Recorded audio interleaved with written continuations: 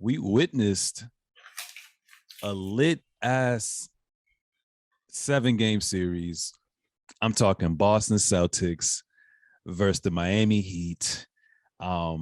It's all that you can kind of ask for. 9 times out of 10, they always say the best 2 words to hear is game 7. They always say going into the season, if there's any way in which you'd have to get to the mountaintop and you take a game 7 at home or on the road or whatnot, be the last 2 teams standing in the conference, you taking that. You signing up for it regardless as well, too. And I feel like with this series, man, like people were upset because the first couple of games were literally just blowouts and whatnot. But that's just a credit to chess that's being played, right? Like Ime Udoka and Eric Spoelstra. Obviously, Ime Udoka, bred under Coach Pop. We already know about Eric Spoelstra's story. Start off as a video analyst, X, Y, and Z.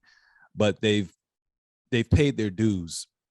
And to see them play chess every game was actually crazy because these teams were evenly matched, but it all came down to the game plan.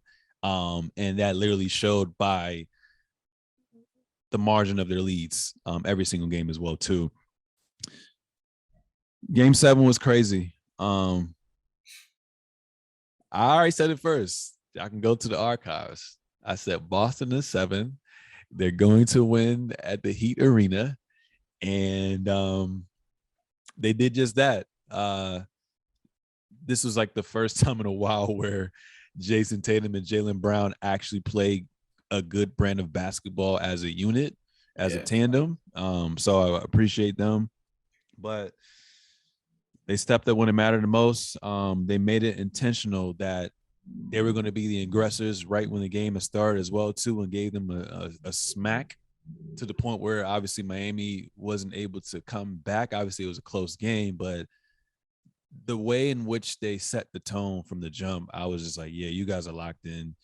You guys want to be the team that is at that mountaintop, being representative of the Eastern Conference, going to play on the Golden State Warriors, and which we'll talk about in a couple of days from now. But to see that young team, you know, first round, bro, they played KD and Kyrie.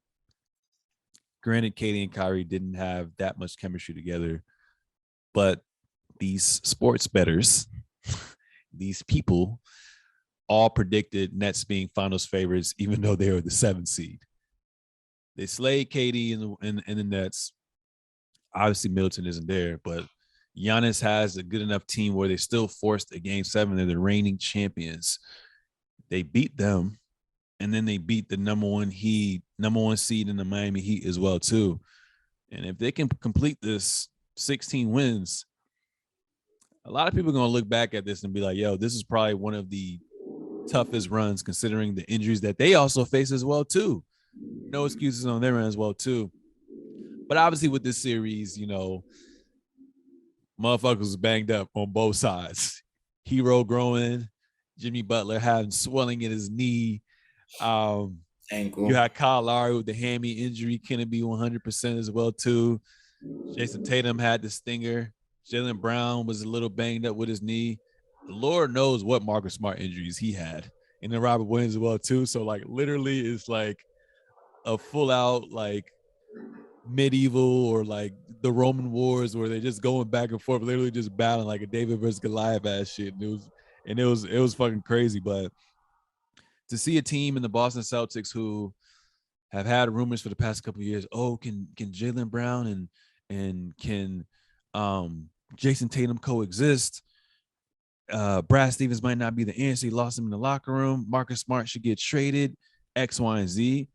For them to battle all that adversity is truly great as well, too. And Eric Spoelstra pointed this out as well, too. He said they've probably done it the way that it's supposed to happen in this league. You build a team, you have frustrating losses, you stay together, you keep your core together, you keep your culture together, and then you eventually find a breakthrough. That was poetry right there as well, too. A lot of teams try to do it the unorganic way in like the Lakers where you give up your farm and then your gap is only 2 to 3 years. But I feel like a lot of teams, especially small market teams as well too, even these big organizations, take notice on what the Miami Heat did, take notice on what the Celtics did, and just do that shit organically, do that shit the right way as well too. Um, but that's my soliloquy for this series. A game of chess, if I had to summarize it as well too. Obviously, you a Heat fan. Want to apologize to you right now. Hell of a run, but tell me your thoughts on this series, man. Just wanted to start off by thanking the whole organization, Jimmy. Like that performance, honestly, he could have gotten the MVP trophy at the end of the series. Like 47 points the other game and 48 minutes tonight or last night, 35 points in that game.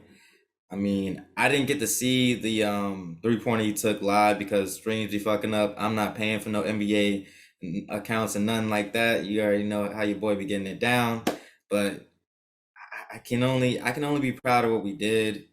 Um, PJ Tucker banged up, shouldn't have even been playing. Jimmy Butler banged up. How did he play 48 minutes? That's crazy. Knee swelled up. They were talking about he might need surgery in the offseason. Like that's just like what people were talking about in the organization. Ankle got fucked up the game before, and that's the ankle that was fucked up all season. Kyle Lowry shouldn't have been playing. Victor just came back, and they threw him to the Wolves in the playoffs. Tyler didn't get to play in this series for real. For real, his groin was messed up. Uh, Bam, I don't know how he always stays healthy. He finally showed up in the last game. Love that. I actually love him ripping the jersey when he got back to the locker room and yelling F bomb and being upset because he knows like we are right there. The chance was there and we gave it all we had, honestly. But can't be upset. Shout out to the Celtics. Shout out to my nigga Trey. It's a big time Celtics fan. That's probably why I got a smile on my face because the homie gets to win. So we all eat. I don't know who I got in this series. Uh, Coming up with the Warriors and the Celtics. We'll just have to see.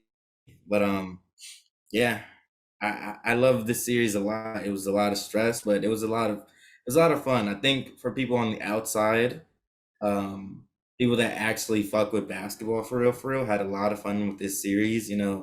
Watching the back and forth. We blow them out one game, they blow us out on our own floor.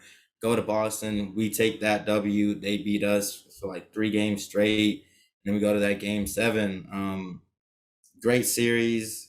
I really like what Jason Tatum is doing when it comes because at the start of the season, it's literally we were saying if Boston Celtics want to do anything, Jalen Brown and Jason Tatum are gonna have to play make. And what has Marcus Smart been saying all these years where people were saying he's a toxin? It's like, yo, pass the rock. Literally, when Kyrie was there, yo, pass the rock. He's a team player. Marcus Smart has been a team player since he was in college. So you keep him around, you keep him on there next, and what happens? Jason Tatum's making plays. You try to double him, he's gonna cut to the get the ball to the open man on the cut. Great role players in like a Grant Williams, even Robert Williams, who was banged up the entire series. He didn't really play that much last night, for real, for real. He didn't show up in the stat sheet as much of an impact as well. But hopefully he can get healthy by Thursday. I know the Warriors are gonna be fully healthy by then too. Al Horford coming from OKC, finally fully healthy. He looked great this entire season, hitting open threes, being a defensive minded player yet again. That whole starting lineup was voted for all defensive team, at least one vote. So, I mean, it's going to be a tough challenge for the Warriors. I love what the Celtics do.